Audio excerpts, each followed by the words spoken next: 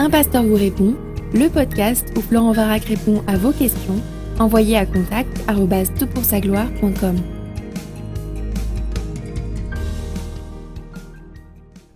La question de ce podcast est la suivante. Bonjour, merci à Florent Varac et à ceux et celles qui s'impliquent pour que le podcast soit diffusé à un tel rythme. Votre travail n'est pas vain dans le Seigneur, 1 Corinthiens 15, 58, et profite à un grand nombre. Dans mon assemblée, comme ailleurs, notre culte en ligne, permet d'unir l'assemblée et c'est un grand profit. L'audience a au moins doublé et concerne donc des personnes au-delà de l'assemblée locale, des non-chrétiens en particulier. Cela permet aussi à des personnes à mobilité réduite et à des malades d'assister régulièrement au culte. Quelle opportunité! Sur certains aspects, j'oserais même dire quel progrès. Un jour, Dieu sait quand, nous reprendrons nos cultes d'une manière plus biblique, réunis. Mais que deviendront les cultes en ligne? Allons-nous renoncer à la facilité qui était accordée aux personnes à mobilité réduite et aux malades de notre Église? Allons-nous tarir la source d'évangélisation vers les non-croyants? Mais dans le même temps, n'allons-nous pas tenter les chrétiens de rester chez eux et les conforter dans l'idée que les cultes en ligne et en présentiel, c'est équivalent? Ma question se résume donc ainsi, culte en ligne hors confinement, opportunité ou occasion de chute? Merci beaucoup. Wow, écoute, merci pour cette question et je sais qu'elle a été évoquée déjà quelques mois en arrière. J'ai pas eu l'occasion de me plonger sur cette réflexion avant maintenant. Et déjà dans ta formulation, tu évoques des pistes de réponse. Quelque part, tu étais prophétique en posant la question il y a quelques mois en arrière. Les cultes ont repris avec des mesures de distanciation sociale.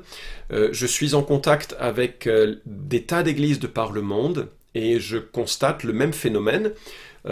Les cultes en ligne ont été une grâce et une bénédiction souvent, pas toujours d'ailleurs, parce que je reviendrai sur cet aspect, il faut qu'il y ait une qualité qui le permette. Et puis, la reprise des cultes a vraiment rien d'évident. Il y a des gens qui ont peur. Il y a des gens qui sont effectivement dans une situation de faiblesse ou de maladie, et puis il y a les gens qui, alors je ne sais pas si le terme paresseux est approprié, mais le terme certainement de consommateur peut-être, plus distancié de la réalité de l'église locale, est une autre réalité. Alors je ferai quelques remarques sur le ministère par rapport à ces opportunités, notamment quant au témoignage de l'église dans ce contexte. Le témoignage a toujours une part culturelle, toujours. C'est-à-dire que la manière dont nous procédons pour apporter l'évangile de Jésus-Christ n'est pas simplement dénoncer la réalité théologique, Christ est mort pour nos péchés et ressuscité le troisième jour, selon les Écritures, et ressuscité le troisième jour pour notre justification. Ceci c'est vrai, mais cela doit répondre à une thématique que la culture, quelque part, oriente en partie. Le message ne change pas, mais l'approche du message ou le packaging du message va changer d'une culture à l'autre, et ne crois pas que je sois en cela libéral. Quand Dieu a voulu parler aux hommes, il a utilisé un langage humain, il a utilisé des moyens d'attirer l'attention que les hommes pouvaient reconnaître, et dans l'ultime révélation de sa personne, qui est l'incarnation, Dieu s'est fait homme pour que nous puissions le toucher, le voir, l'entendre, en sorte qu'il y a véritablement de la part de Dieu une volonté d'adaptation pour que ceux qui écoutent le comprennent. Par ailleurs, les discours d'évangélisation des actes, et c'est très intéressant de faire cette étude, sont brillamment adaptés à l'auditoire. Le premier message d'évangélisation, celui que l'apôtre Pierre proclame très spontanément sous la conduite du Saint-Esprit, bien entendu, après l'avènement de la Pentecôte, est adapté à un auditoire juif qui connaît les Écritures, qui connaît l'attente messianique de l'Ancien Testament et donc du peuple juif. Et quand l'apôtre Paul parle aux Athéniens, en Actes chapitre 17, on n'est absolument pas devant le même discours. L'auditoire est un auditoire de citoyens riches, éduqués et païens, avec une autre vision du monde, et on ne parle pas ici directement des prophéties messianiques. La manière dont Paul aborde le message est un petit peu différent et adapté en tout cas à la situation qu'il a. Et on le voit à plusieurs reprises lorsqu'il parle à une société païenne, je dirais plus primitive, mais pas dans un sens négatif, mais peut-être un petit peu plus superstitieuse, moins éduquée. Je crois que c'est en acte 13. On est là devant un autre type de discours, un autre type de communication. Et Paul le dit, et il l'établit en 1 Corinthiens chapitre 9, verset 22, « Je me suis fait tout à tous afin d'en gagner le plus grand nombre. Et il dit, je me suis fait juif avec les juifs, je me suis fait grec avec les grecs. C'est-à-dire que Paul n'avait aucune crainte à s'adapter au monde qui l'entourait pour pouvoir enlever les barrières inhérentes aux différences culturelles et faire en sorte que le message central, l'ADN de vie de l'évangile puisse être communiqué de façon pertinente et adaptée. Donc le chemin missionnaire est toujours un schéma d'adaptation à la culture cible. Alors, pourquoi je dis ça ? Bien parce que la présence digitale est aujourd'hui nécessaire. Elle est nécessaire pour la crédibilité du message et elle est nécessaire pour la crédibilité de l'institution qui le porte. Être présent, c'est une nécessité. Alors il est possible que cela change dans le temps. Il est possible que la surreprésentation du digital actuel écœure une prochaine génération qui va rejeter en bloc les réseaux sociaux, qui va rejeter en bloc la technologie virtuelle. Et aujourd'hui, nul ne sait si ce sera un mouvement de geek prophétique ou si ce sera un mouvement un peu à la Amish de retrait qui n'aura aucun avenir. Donc on ne sait pas s'il n'y aura pas encore d'autres adaptations. Donc ce que je dis n'est valable que pour le temps présent. Donc, cette présence et cette importance médiatique invitent nos églises à réfléchir à notre stratégie de représentation locale et universelle pour une population qui parfois cherche des points de repère. C'est mon premier point, et je verrai comment l'articuler dans un instant. Deuxième point, le témoignage a toujours aussi une part communautaire, donc relationnelle. L'apprentissage de la mise en avant de l'autre, l'édification de l'Église est au centre des ministères, c'est pas l'édification de soi, c'est pas les dons spirituels m'as-tu vu pour que les gens disent « Ah là là, t'as un super don que moi je n'ai pas ». Tous les dons spirituels visent l'édification de l'autre. On voit que l'Église a du sens que lorsque chacun de ses membres cherche le bien, l'édification, la croissance de l'autre. L'amour est un témoignage absolument hors du commun et une bénédiction dont nous ne pouvons pas nous priver et qui ne pourra jamais être vécue dans le contexte d'un culte virtuel. C'est souvent dans l'amour que nous nous portons les uns envers les autres, que des non-chrétiens disent, bon, ils sont peut-être bizarres avec leurs chants, ils sont mignons, hein, leurs trucs, leurs prières, mais je ne peux pas nier qu'il y a une réalité objective de qualité de vie qui est unique. Je remarque également que ça ne peut être qu'un lieu où l'exhortation, enfin, ça ne peut être que dans ce lieu qu'une exhortation réciproque peut être menée. Quand je regarde un culte devant mon écran, personne ne voit mon comportement, personne ne voit ma réaction face à ceux qui m'entourent, mon épouse, les gens autour. Alors que quand je suis dans une situation de relation, avec parfois un peu de stress, parce que l'Église est un lieu qui rassemble des pécheurs, donc il y a parfois des tensions, mais la manière dont je réplique devient un exemple ou pas, et permet aux autres de m'exhorter, il me permet d'exhorter et de prier, d'orienter le souci des uns et des autres. Ça ne peut pas avoir lieu dans le contexte d'une rediffusion de culte. C'est aussi dans un contexte réduit, même réduit, un contexte communautaire, même réduit, que se pratiquent les ordonnances, dont la scène et le baptême. Alors, ils ne sont pas nécessaires au salut, et si pour un temps ils n'ont pas été pratiqués, c'est triste et certainement pas tragique non plus. Ça nous fait anticiper le temps où nous pourrons être ensemble. Je me dis, du temps de Calvin, je crois que la scène était prise 4 fois par an, 1 fois par trimestre, et c'était un moment assez important. Finalement, cette langueur de se retrouver pour le célébrer peut aussi affûter notre désir de vivre cela. Donc, voilà une belle opportunité qui ne peut se vivre que dans un contexte communautaire. Les disciplines spirituelles sont aiguisées et avivées par le lien communautaire. Et je crois que des réunions Skype, Zoom, Meeting, etc., enfin tout ce qui existe aujourd'hui pour pouvoir le faire, permettent cela, mais permettent cela à un degré moindre, parce que le rapport de vie les uns avec les autres diffère quand on est dans un présentiel ou quand on est dans un lien électronique. Alors, quand on a dit ça, parce que là c'est un peu les deux côtés de la balance, hein, mais il me semble que l'intersection des deux, c'est de faire quelque chose de lisible, de qualité, qui conduise à une interaction personnelle. J'ai discuté avec plusieurs pasteurs dans différents coins, notamment aux États-Unis, mais pas que, qui sont dans une recherche approfondie. Et voilà la question qui se pose. Et c'est une question super importante. Est-ce que l'Église est une Église présentielle qui offre des services en ligne, ou est-ce que l'Église est une Église en ligne qui offre des services présentiels?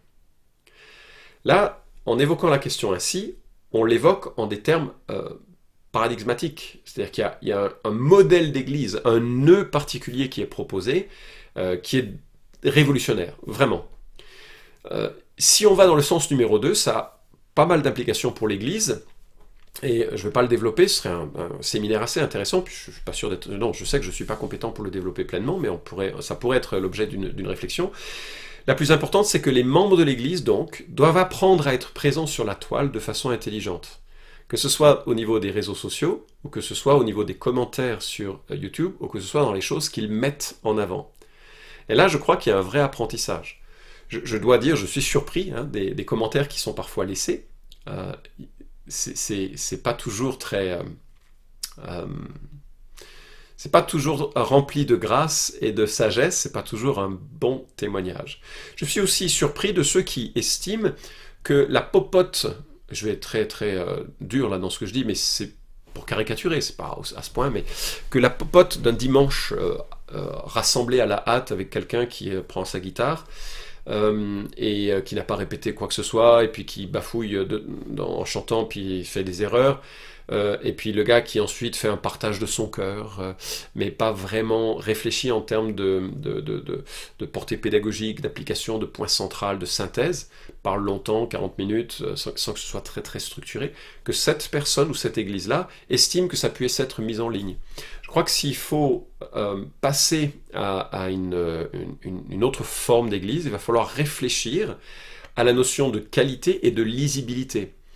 On peut être un contre-témoignage en mettant tout ce que nous vivons en ligne. On peut vraiment être un contre-témoignage. Parce que ça n'a ni la qualité ni l'intelligibilité qu'un non-chrétien pourrait vouloir découvrir. Et comme il ne la découvre pas, il dit bah si c'est ça le christianisme, je n'en veux pas. Donc ça doit vraiment pousser à cela. Donc l'idéal serait, à mon sens, en 4 points, mettre des ressources pertinentes et de qualité. Donc là, il y a tout un travail d'apprentissage sur les codes numériques qui sont différents des codes en présentiel. Une formation adaptée pour les chrétiens. Comment être un chrétien sur la toile. Et troisièmement, un aller-retour constant d'échanges virtuels à de vraies relations. Et c'est là où le nœud blesse souvent, c'est que il faut pouvoir entretenir une présence virtuelle qui soit solide, réelle et pertinente, et créer des liens qui permettent de dire, tiens, on va se retrouver dans un café, discuter un peu plus de ces choses-là. Et quatrièmement, que l'on ait prévu un chemin d'intégration qui va du clic à l'engagement. Ce que je veux dire par là, c'est que c'est pas parce qu'on a des tas de programmes possibles que les gens vont se mettre dans un programme. Mais du moment où il y a un premier contact qui s'établit, il faut que l'on ait, en tant que responsable d'église, le chemin qui permette d'aller du clic vers une discussion, un approfondissement, même si c'est virtuel, un approfondissement de certains points de la vie chrétienne, et pourquoi pas par le biais d'Internet, mais jusqu'à une rencontre qui conduit à une conversion et à une vie de disciple. Je termine avec un dernier point, c'est un peu la fin de ta question. Et donc moi je suis en tout cas fervent partisan de faire au mieux pour avoir une présence légitime. Il peut y avoir différents styles d'église, différents styles de messages, différents types de présence, mais à un moment donné ça doit être de qualité le plus possible en tout cas, ça doit être pertinent pour que les gens du monde puisse se dire il y a quelque chose pour moi ici, et surtout qu'on puisse faire la bascule vers un temps de relations personnelles.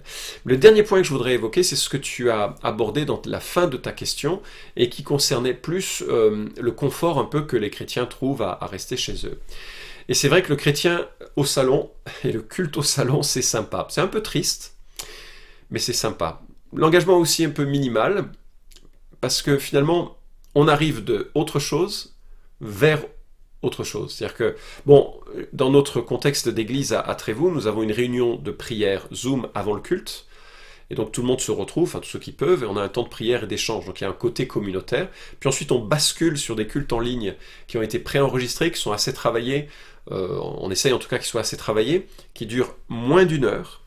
On estime que c'est la durée maximum qu'on peut attendre en termes d'attention de la part des gens qui sont de l'extérieur, avec une reprise de culte assez classique. On pourrait imaginer faire autre chose. Pour l'instant, on est sur quelques chants, un temps de prière et une prédication, donc on est un peu sur une reprise du culte tel qu'il peut être, mais on va imaginer d'autres moyens d'être présent sur la toile pour ces dimanches, des choses beaucoup plus rapides et pertinentes pour les gens de l'extérieur qui veulent avoir un peu un aperçu de ce qui se passe dans une vie d'église. Mais on va de là ensuite à, bon allez, qu'est-ce qu'on mange, et on est chez soi, on n'a plus la même interaction, la même possibilité. Qu'est-ce qui peut briser ça ? Ce que je voudrais suggérer, c'est que tu sois fier de ton Église. L'Église, c'est quand même l'œuvre du Christ. Il dit « Je bâtirai mon Église ».